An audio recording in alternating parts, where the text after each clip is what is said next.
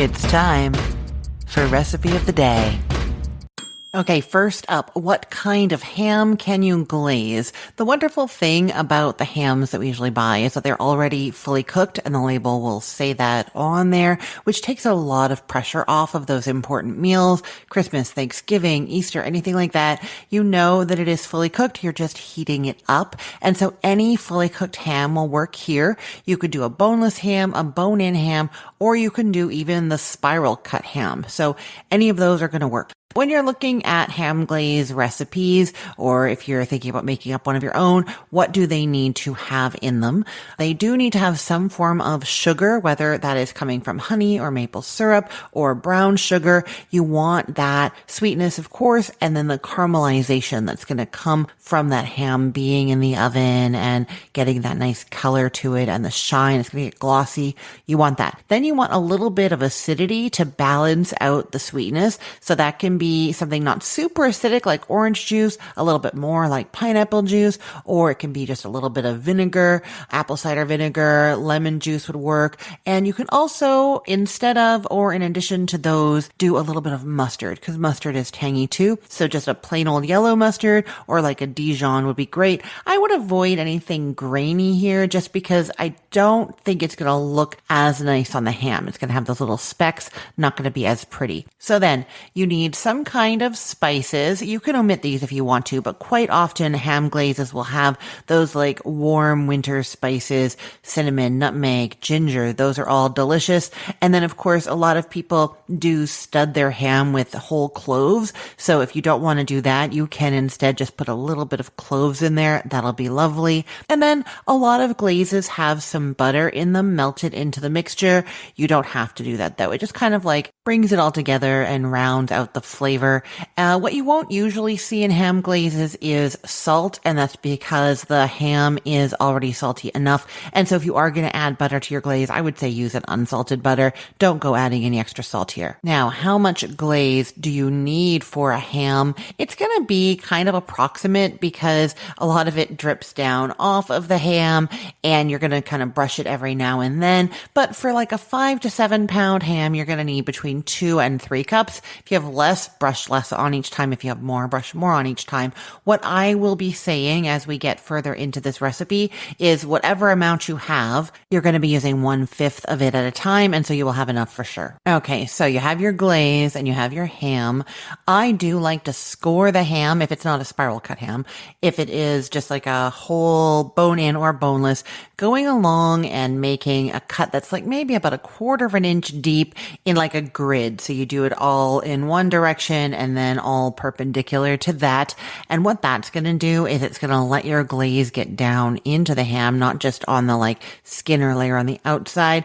And all those little corners, they're going to get like a little bit more caramelized, maybe even a little crispy. So by doing that scoring, you're going to have more opportunity for the flavor and for that like nice color and texture. Okay. So then you're going to put your ham on a rack in a pan in the oven and you're going to cook it with whatever recipe you're using. But I like to cook my ham at 300 degrees Fahrenheit. And what you're going to do is you're going to put it on the rack on the pan and then you are going to add some water to that pan, like a 1/2 inch. And that is because the ham is going to be giving off some drippings. And then later on when we add the glaze, it has the sugar in it.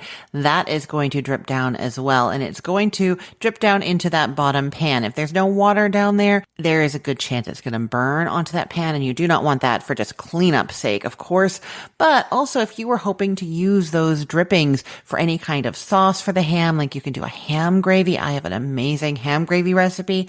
You're not going to want that burnt on the bottom. You're going to want it to be nice and flavorful and not bitter and still like liquid, not just attached to the pan, right? Okay. So you put some water in the bottom of the pan, even if you're not making any gravy or sauce to make your cleanup easier. But if you are making gravy and sauce, that is why. Okay. And then that ham on the rack on the pan with the water is going into the 300 degree Fahrenheit oven for a while. It really depends on how big your ham is, but you're going to leave it in there until there's about an hour left for it to cook. So it's going to be like when it's about 100 degrees Fahrenheit inside with a probe thermometer. At that point, you're going to take it out of the oven and then you're going to brush it all over with, like I was saying, 1/5 of your glaze, right? So if you have 2.5 cups, then you're going to do a half a cup at this point. If you have 2 cups, it's going to be somewhere between a third and a half a cup. So you're going to brush that all over, and then you put it back in the oven and leave it there for 15 minutes and then take it out and do another 1/5 of the glaze on it.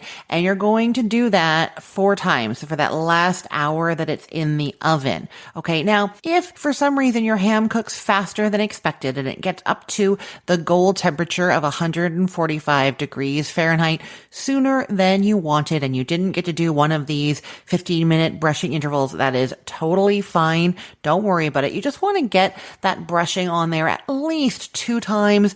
3 or 4 is ideal. And then once it's at that goal temperature, 145 degrees Fahrenheit, take the ham out. And that is when you brush one more round of that glaze on there. So if it did work out perfectly and you did a full hour brushing every 15 minutes, so you used 4 of your 5ths, now you're using your final 5th, and brush that all over and then just let the ham rest for 10 minutes and it doesn't go back into the oven. And that last brushing of glaze just sort of adds that extra shine and flavor all dripping down in there while it's resting. Really, really nice. While that ham is resting, you can use those juices on the bottom of the pan to make your ham gravy. Give them a taste first and make sure they taste good. You can always thin them out with just plain water or even just some like unsalted chicken stock until they taste really nice. Then use those, and I'll link to that ham gravy recipe for you.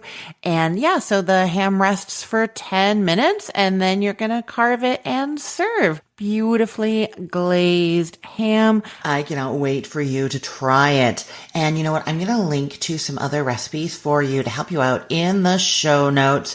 So I will link to a recipe for how to bake ham that has a really nice orange marmalade coriander glaze in there. I will link to a boneless ham recipe, and I will also link to some glaze recipes. There's a brown sugar glaze, a maple glaze, and a pineapple glaze, and so you can use any of those in the method that I talked about today. And I will, of course, also link to the How to Glaze Ham for you in the show notes, or you can head to cookthestory.com/ROTD and get it there.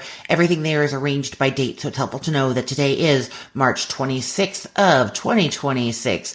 I am Christine Pittman from cookthestory.com, thecookful.com, cookfor2.us, and from this podcast, Recipe of the Day. I hope you have a great day. Let's get cooking.